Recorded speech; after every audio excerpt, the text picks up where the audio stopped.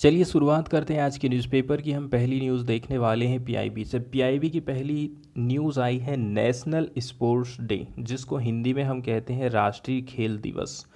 29 अगस्त को हर साल India celebrate करता है राष्ट्रीय खेल दिवस को, ठीक है, ताकि हम ट्राइब्यूट कर सकें, श्रद्धांजलि दे सकें हॉकी के लीजेंड मेजर ध्यानचंद को, जिनका जन्म हुआ था इसी डेट में 1905 में। 29 अगस्त 1905 में इनका जन्म हुआ था। उनको श्रद्धांजलि देने के लिए, ट्रिब्यूट प्रोवाइड करने के लिए ही हम इस दिवस को सेलिब्रेट करते हैं। कुछ की पॉइंट आप देख लीजिए। The day was first designated and celebrated in 2012। 2012 में हमने पहली बार इस दिवस को मनाया था एज इंडिया का नेशनल स्पोर्ट्स डे। तो हमारे जो स्पोर्ट्स के स्टार हैं, बड़े बड़े खिलाड़ी हैं, वो हमारा जो पूरा देश है वो सेलिब्रेट करता है उनके सम्मान में। इसके दिन में क्या होता है, प्रेसिडेंट देते हैं कुछ sport award such as major Dhyan Chand Khel Ratna award, Arjuna award, Dronacharya award and Dhyan Chand award on this occasion. और इसी डेट में इस प्रकार के कुछ पुरस्कार प्रेसिडेंट मतलब राष्ट्रपति के द्वारा प्रोवाइड किए जाते हैं। यदि हम बात करें प्राइमरी मोटो की, कि इसका जो प्राथमिक उद्देश्य नेशनल स्पोर्ट डे का आखिर है क्या, पहले नंबर की बात यह है, जब भी कोई डे सेलिब्रेट किया जाता है तो कुल मिलाकर के लोगों के बीच में जागरूकता सरकार फैलाती है, ठीक है। तो इसके अंतर्गत में अवेयरनेस को प्रमोट किया जाता है, ठीक है, कि आप समझें कि स्पोर्ट्स का आखिर महत्व क्या है और आप डे टू डे की जो डेली लाइफ है उसमें हमेशा एक्टिव रहें। गवर्नमेंट ऑफ इंडिया ऑर्गेनाइज करती है कई सारे प्रोग्राम, इवेंट, सेमिनार इत्यादि, ताकि लोगों में अवेयरनेस फैलाई जा सके नेशनल स्पोर्ट डे के सिग्निफिकेंस को लेकर के। मेजर ध्यानचंद कौन थे? Widely known as wizard of hockey, hockey के जादूगर के नाम से ये फेमस थे। ये ग्रेटेस्ट हॉकी प्लेयर माने जाते हैं इंडिया के। मेजर ध्यानचंद का जन्म हुआ था 29 अगस्त 1905 को, ठीक है। आज के टाइम में प्रयागराज उत्तर प्रदेश में पड़ता है। He played as the centre forward at 3 Olympic games. इन्होंने 3 ओलंपिक गेम्स में पार्टिसिपेट किया था।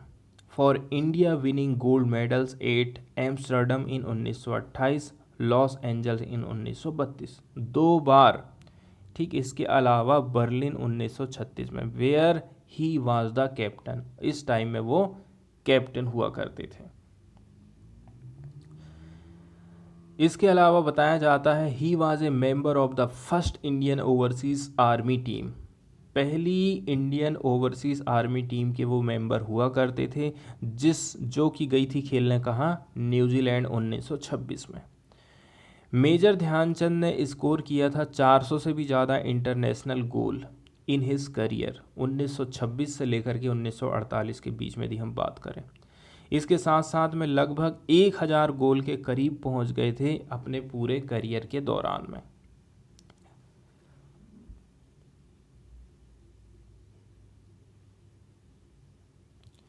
इसके अलावा बताया जाता है बिफोर दिस रिकॉग्निशन, मतलब कि हम 29 अगस्त को जो सेलिब्रेट कर रहे हैं नेशनल स्पोर्ट्स डे, उसके पहले बताया जाता है उनको अवार्ड प्रोवाइड करे थे हमने, कौन कौन से, Padma Bhushan award by government of India in 1956, जो कि तीसरे नंबर का लार्जेस्ट सिविलियन सम्मान माना जाता है इंडिया में।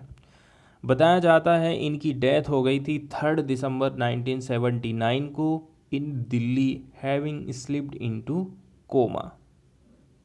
इसके बाद वाली जो न्यूज़ आई है एक बुक से रिलेटेड आई है, साइंस बिहाइंड सूर्य नमस्कार।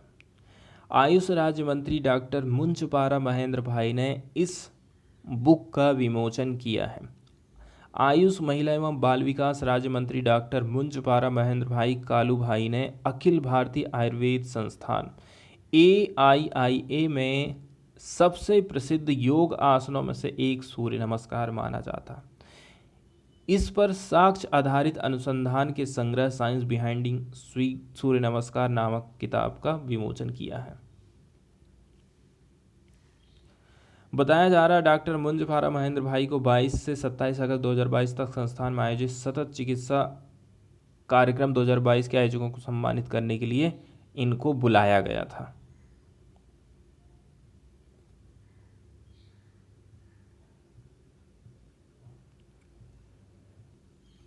पीआईबी की अगली न्यूज़ हम देखने वाले हैं उत्तर प्रदेश से। उत्तर प्रदेश सरकार ने एक जिला एक उत्पाद योजना को जनवरी 2018 में लॉन्च किया था। इसके बाद इस योजना से राज्य भर में लाखों बेरोजगार उम्मीदवारों को नौकरी के अवसर प्रदान होंगे। इस योजना के अंतर्गत यूपी सरकार आने वाले 5 सालों में स्थानीय कारीगरों और उद्यमियों को 25,000 रुपये प्रोवाइड करेंगी। यूपी सरकार ने 24 जनवरी 2018 को इस योजना को औपचारिक रूप से लॉन्च किया था। तो एक जिला एक उत्पाद योगी सरकार की प्रमुख योजनाओं में से एक है, जिससे न केवल उत्पाद बढ़ेगा वरन रोजगार के अवसर भी बढ़ने वाले हैं, ऐसा यहाँ पर बताया जाता है। तो सरकार विभिन्न राज्यों में काम कर रहे कई उद्योगों के सहयोग से इस योजना को लागू करने वाली है। इसके अलावा प्रत्येक जिले को वन डिस्ट्रिक्ट वन प्रोडक्ट के तहत एक उत्पाद सौंपा जाएगा। इस योजना का प्राथमिक उद्देश्य किसी विशेष उत्पाद पर, किसी पार्टिकुलर चीज़ पर ध्यान केंद्रित करना है और इंटरनेशनल मार्केट में कंपटीशन करने के लिए अपनी जो क्वालिटी है इसको बढ़ाना है। प्रत्येक जिला से जुड़े उत्पादों की लिस्ट यहाँ पर बता दी गई है। वहीं यदि हम नेशनल लेवल पर यदि बात करें, एक जिला एक उत्पाद योजना की शुरुआत देश के प्रधानमंत्री श्री नरेंद्र मोदी द्वारा की गई थी। ये योजना राष्ट्रीय आजीविका मिशन के अंतर्गत आती है। इस योजना को शुरू करने के पीछे का उद्देश्य था सभी राज्यों के अपने एक प्रोडक्ट ऐसा होना चाहिए जिससे उसे जिले और उस राज्य में अपनी एक अलग पहचान मिल सके, इसीलिए इस योजना की शुरुआत की गई थी। फॉरेन वाले पेज में चलते हैं द हिंदू के और पहली खबर देख लेते हैं हम एक परमाणु प्लांट से रिलेटेड, जो कि यूक्रेन में इसकी लोकेशन बताई जाती। सबसे पहले जियोग्राफिकली हिस्से से यदि हम बात करें तो यूक्रेन का जो एरिया है इसका साउथ वाला हिस्सा, साउथ वाले हिस्से में भी अपन पार्टिकुलर बात कर रहे हैं किधर की, इसके नीचे वाले हिस्से की तरफ में। तो जब नीचे के हिस्से की तरफ आप जाओगे, क्रीमिया जिसको रसिया ने हड़प लिया था 2014 में, क्रीमिया के आप ऊपर तरफ में जाइए तो ये जो हिस्सा इसका आप देख रहे हैं मारियोपोल से टच होती है ज़ैपोरिजिया परमाणु प्लांट की। इसी से रिलेटेड न्यूज़ आई है, इसको हम देखने वाले हैं। इस पावर प्लांट के बारे में तो हम समझेंगे ही, इसके अलावा हम समझने की कोशिश करेंगे कि परमाणु जो हथियार होते हैं, परमाणु हथियारों को कंट्रोल करने के लिए इंटरनेशनल लेवल पर भी एक संस्था का निर्माण किया गया है। उस संस्था के बारे में भी हम थोड़ी सी जानकारी हासिल करेंगे। ठीक है, सबसे पहले यदि हम न्यूज़ की बात करें तो IAEA की team heads to Zaporizhzhia power plant. बताया जा रहा है इस टीम के जो हेड है ना वो कहाँ पर हैं अभी, ज़ैपोरिजिया प्लांट में। बताया जा रहा है it will assess functionality of safety and security system of the nuclear facility. यहाँ पर काम कैसे हो रहा है, सेफ्टी के क्या स्टैंडर्ड हैं, सिक्योरिटी सिस्टम यहाँ का कैसा है, इन सारी बातों की जांच पड़ताल की जाएगी। IAEA के बारे में कुछ बेसिक फैक्ट हम देख लेते हैं। हिंदी में इसको बोलते हैं अंतर्राष्ट्रीय परमाणु ऊर्जा एजेंसी। ठीक है, तो इंटरनेशनल लेवल पर परमाणु एनर्जी से संबंधित, परमाणु हथियारों से संबंधित वैश्विक लेवल पर जो सहयोग होता है उसका केंद्र बिंदु माना जाता है ये संस्थान। इसको 1957 में संयुक्त राष्ट्र परिवार के भीतर विश्व के शांति के नाभिक संगठन के रूप में स्थापित किया गया था। 2005 में इसे एक सुरक्षित और शांतिपूर्ण विश्व की कार्य स्थापना के लिए इसको नोबेल पुरस्कार भी प्रोवाइड किया गया था। इसका सचिवालय है ऑस्ट्रिया के वियना इंटरनेशनल सेंटर में। परिचालनगत संपर्क और क्षेत्रीय कार्यालय की बात करें हम तो जिसको ऑपरेशनल और सेक्टरल ऑफिस भी कहा जाता है, जिनेवा स्विट्जरलैंड में है, न्यूयॉर्क यूएसए में, टोरंटो कनाडा में, टोक्यो जापान में इसके ऑफिस बनाए गए हैं। यूनाइटेड नेशंस को रिपोर्ट करना, IAEA की जितनी भी गतिविधि हैं इन पर रिपोर्ट समय समय पर UNSC को प्रोवाइड करी जाती है एवं संयुक्त राष्ट्र महासभा के सामने भेजी जाती है कि ये काम हुआ है या इस प्रकार की गतिविधियां हुई हैं। इसके बाद हम देखते हैं बोर्ड ऑफ गवर्नेंस एवं सामान्य अधिवेशन किस प्रकार से होता है। तो यहाँ पर हम देखते हैं कि दो नीति निर्धारण करने वाली बॉडी बनाई गई हैं, वो कौन कौन सी हैं? सामान्य अधिवेशन होता है और एक होता है बोर्ड ऑफ गवर्नेंस। सामान्य अधिवेशन, इसमें IAEA के सभी सदस्य देश आ जाते हैं जो एक नियमित वार्षिक सत्र में मिलते हैं, हर साल इसकी बैठक होती है थी। अब वहीं यदि हम सामान्य अधिवेशन की बात कर लें, वार्षिक नियमित बजट निर्धारित करता है। बजट कौन बताता है? सामान्य अधिवेशन। इसके साथ साथ में अतिरिक्त बजटीय निधियों के साथ तकनीकी सहयोग कोष में किए गए स्वैच्छिक योगदान का भी मैनेजमेंट करने का काम करता है। बोर्ड ऑफ गवर्नेंस की यदि हम बात करें तो इसमें 35 सदस्य होते हैं और प्रत्येक सदस्य की एक वोट रहती है। क्रियाकलापों पर, बजट पर अधिवेशन को अपने संतुष्टि प्रोवाइड करना, अपने सजेशन प्रोवाइड करना, ठीक है। इसके अलावा इस संगठन के मानकों को पब्लिश करना, इसके लिए उत्तरदायी बनना। IAEA की अधिकांश नीतियों के निर्माण के लिए उत्तरदायी है ये संस्था। सामान्य अधिवेशन के अनुमोदन के अधीन महानिदेशक की नियुक्ति भी इसी के द्वारा की जाती है। इस संस्था की जो टीम है इस प्लांट का विजिट कर रही है, क्योंकि रसिया के ऊपर ये आरोप लगाया जाता है कि जब लड़ाई चल रही थी यूक्रेन और रसिया की, तो इसके किनारे पे रसिया की तरफ से बमबारी की गई थी। हो सकता है इस बमबारी के चलते चलते यहाँ से किसी प्रकार का विकिरण निकले और कोई दुर्घटना हो जाए, इसी की जांच यहाँ पर होने वाली है। फॉरेन वाले पेज से ही हम देखने वाले हैं नासा के बारे में। तो नासा के बारे में पहला फैक्ट यही है, नासा को हिंदी में हम क्या बोलते हैं? राष्ट्रीय वैमानिकी एवं अंतरिक्ष प्रशासन, संयुक्त राज्य अमेरिका के संघीय सरकार की एक कार्यकारी शाखा मानी जाती है। इसके अंतर्गत एक स्वतंत्र एजेंसी जो कि नागरिक अंतरिक्ष कार्यक्रम के साथ साथ वैमानिकी और अंतरिक्ष अनुसंधान के लिए उत्तरदायी मानी जाती है। राष्ट्रीय वैमानिकी और अंतरिक्ष अधिनियम 1958 के तहत इसकी स्थापना करी गई थी। इसका मुख्यालय है वाशिंगटन DC अमेरिका में। हिस्ट्री की यदि हम बात करें, द्वितीय विश्व युद्ध के बाद अमेरिका की पूर्व सोवियत संघ, मतलब वो सुपर पावर जो 1991 में कई संप्रभु देशों में विभक्त हो गई, जिसमें रूसी संघ, कजाकिस्तान, यूक्रेन आते थे, के साथ सीधी प्रतिस्पर्धा थी। इस अवधि को शीत युद्ध कहा जाता था। 4 अक्टूबर 1957 को क्या हुआ फिर? सोवियत संघ के स्पुतनिक लॉन्च ने पहली बार किसी पिंड को पृथ्वी की कक्षा में स्थापित करा था।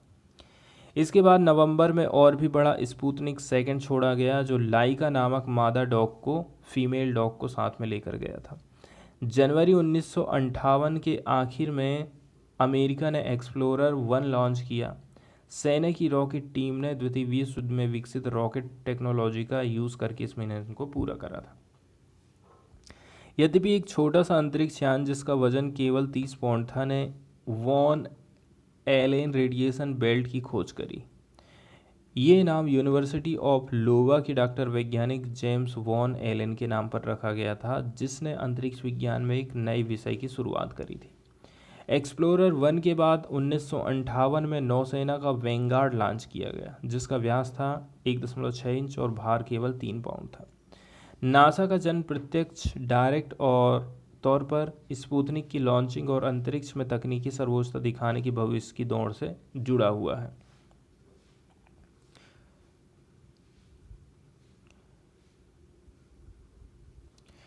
हाल ही में जो न्यूज़ हम कंटिन्यू देख रहे थे कि चंद्रमा पे अमेरिका एक रॉकेट को भेजने वाला था, सैटेलाइट को भेजने वाला था, ठीक, सैटेलाइट स्टेशन को भेजने वाला था, तो उसको पोस्टपोन कर दिया गया है।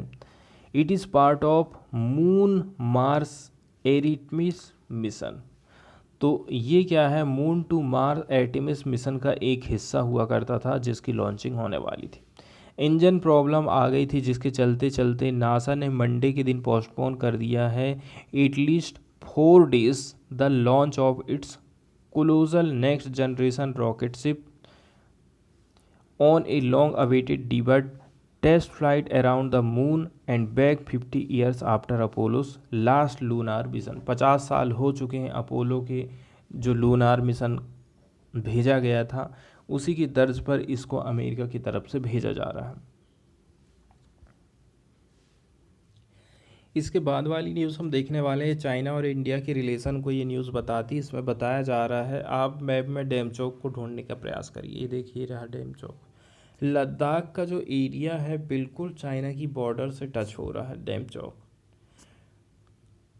न्यूज़ ऐसी आई है कि चाइना के जो सैनिक हैं ना, इन्होंने जो ग्रेजर्स हैं लद्दाख के, ग्रेजर्स मतलब चरवाहे, इनको मना कर दिया है अपने पशुओं को चराने से। बताया जा रहा है डेमचौक में कुछ इंसिडेंट हुआ, लेकिन इसके चलते चलते किसी भी प्रकार का फेस ऑफ हमको देखने को नहीं मिला था बिटवीन टू फोर्सेस, ऐसा कहना है गवर्नमेंट ऑफिशियल का। इंडियन ग्रेजर्स को स्टॉप कर दिया गया था बाय द चाइनीज़ आर्मी। कहाँ पर, डेमचौक लद्दाख में अगस्त 21 को। एक सीनियर गवर्नमेंट ऑफिशियल ने ऐसा कहा था। अकॉर्डिंग टू द ऑफिशियल बताया जा रहा है पीपुल्स लिबरेशन आर्मी, इन्होंने ऑब्जेक्शन उठाया to this presence of grazers कि आपकी उपस्थिति यहाँ पर नहीं होना चाहिए within India's perceptions of the Line of Actual Control near Saddle Pass HCNN junction in Demchok. इसके बाद वाली न्यूज़ हम देखने वाले, हमारे देश में जो वायलेंस के क्राइम हो रहे हैं कंट्री में, वो फिर से उसी लेवल पे चले गए हैं जैसे कि कोरोना के पहले आंकड़े हुआ करते थे। रेप, किडनैपिंग, एट्रोसिटीज़ बच्चों के खिलाफ में, इसके अलावा रॉबरी है, लास्ट ईयर बढ़ गई है, ऐसा कहना लेटेस्ट NCRB की रिपोर्ट का। वायलेंट वाले क्राइम जैसे कि रेप हो गया, किडनैप करना, एट्रोसिटी अगेंस्ट चिल्ड्रन, बच्चों को उत्पीड़ित करना, रॉबरी वाली घटनाएं रजिस्टर्ड अक्रॉस इंडिया इंक्रीज्ड इन 2021 में इस प्रकार के जो केसेस हैं काफ़ी बढ़ गए हैं।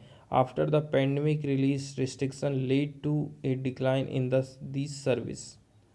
वहीं अभी आप देखो कोरोना के दौरान जब लॉकडाउन लगा दिया जाता था तो लोग घर में ज़्यादा रहते थे, इसी के चलते चलते उतने ज़्यादा अपराध नहीं हो रहे थे। लेकिन जैसे ही कोरोना से रिस्ट्रिक्शन हटा है, अपराध फिर से तेज़ी से बढ़ना चालू हो गए हैं। मर्डर की यदि हम बात करें, which did not come down even in 2020 में भी इसके आंकड़े डाउन नहीं हुए थे। According to the data from National Crime Record Bureau's 2021-22 NCRB की क्राइम रिपोर्ट की जो ब्यूरो की जो रिपोर्ट प्रस्तुत करी जाती है उसके बारे में भी हम समझने की कोशिश करेंगे।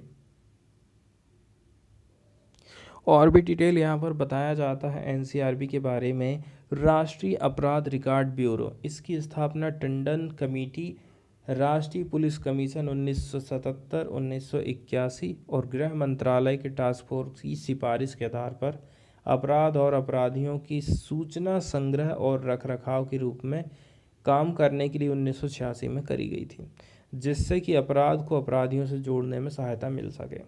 इसी हिसाब से 2009 में राष्ट्रीय अपराध रिकॉर्ड ब्यूरो को अपराध एवं अपराधी ट्रैकिंग नेटवर्क सिस्टम परियोजना की मॉनिटरिंग, समन्वयन और कार्यान्वयन के लिए जिम्मेदारी सौंप दी गई थी।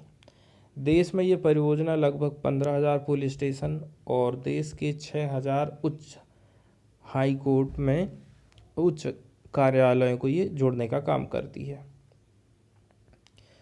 ब्यूरो ने CCTNS परियोजना के अंतर्गत नेशनल डिजिटल पुलिस पोर्टल को 21/8/2017 को लॉन्च करा था। ये मास्टर पुलिस पोर्टल होता है, वेबसाइट है जो नागरिकों के साथ साथ पुलिस कर्मियों की आवश्यकताओं को भी पूरा करता है।